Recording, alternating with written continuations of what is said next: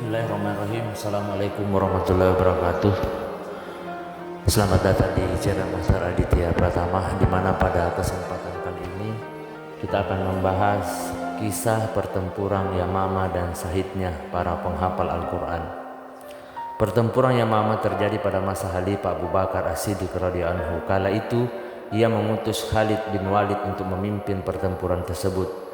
Mengutip buku Para Panglima Perang Islam oleh Rizal Aisyid, pertempuran Yamamah terjadi pada bulan Desember 632 Masehi di Jazirah Arab, wilayah Yamamah. Peperangan ini melawan Musailamah Al-Kadzab yang mengaku sebagai nabi palsu.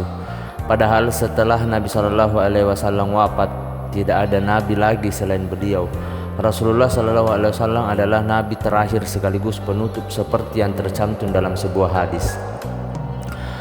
Akan ada pada umatku 30 pendusta, semuanya mengaku nabi, dan saya penutup para nabi dan tidak ada nabi setelahku. HR Abu Daud.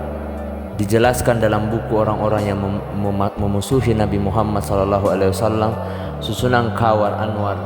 Musailamah Al-Kadzab lahir sebelum Rasulullah SAW. Begitupun setelah sang Nabi wafat, dirinya masih hidup dan meninggal di usia 150 tahun. Musailamah berasal dari Bani Hanifah yang mendiami Yamamah, daerah yang terletak di sebelah timur Hijaz. Kawasan tersebut terkenal indah dan subur sehingga sering disebut dalam syair Arab. Musailamah telah lama mengaku dirinya sebagai rasul, bahkan jauh sebelum Nabi SAW diangkat menjadi nabi. Orang-orang Makkah telah mengetahui terkait hal ini. Musailamah bahkan sering pergi keluar daerah untuk menyampaikan ajarannya. Menukil buku Gesmair oleh Udin Wahyudi sebagai pendusta besar, Musailamah bahkan disebut sebagai orang munafik dan penyembah berhala. Kesesatan Musailamah semakin menjadi. Dirinya bahkan menyatakan telah membebaskan mereka dari kewajiban salat subuh dan maghrib. Setelah Rasulullah SAW wafat, banyak umat Islam yang murtad, tak sedikit juga mengaku-ngaku sebagai nabi palsu. Na'udzubillahi min dzalik.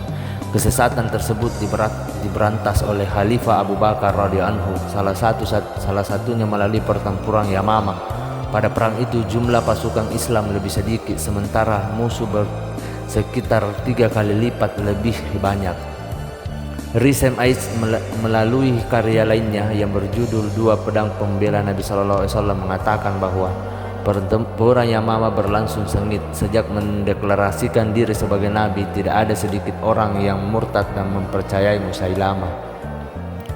Musailamah bahkan menghapuskan kewajiban untuk melaksanakan sholat dan memberikan kebebasan untuk mengkonsumsi alkohol hingga berhubungan dengan yang bukan mahram. Dirinya juga menyebut sebagai utusan Allah bersama Nabi SAW. Saudaraku yang seiman, kala itu 12.000 tentara muslim mengalahkan 40.000 orang murtad. Meski perang berhasil dimenangkan, banyak para penghafal Al-Quran yang gugur pada pertempuran Yamamah. Para penghafal Al-Quran selalu berada di barisan paling depan. Ada yang menyebut jumlah penghafal yang syahid mencapai 700 orang. Syahidnya para penghafal Quran dalam pertempuran Yamamah itu yang membuat Abu Bakar radhiyallahu anhu berinisiatif membukukan Al-Quran. Dikhawatirkan firman-firman Allah Subhanahu wa taala hilang bersama dengan wafatnya mereka yang jihad. Sekian video tentang perang Yamamah. Semoga apa yang saya sampaikan dapat bermanfaat. Kurang dan lebihnya mohon dimaafkan.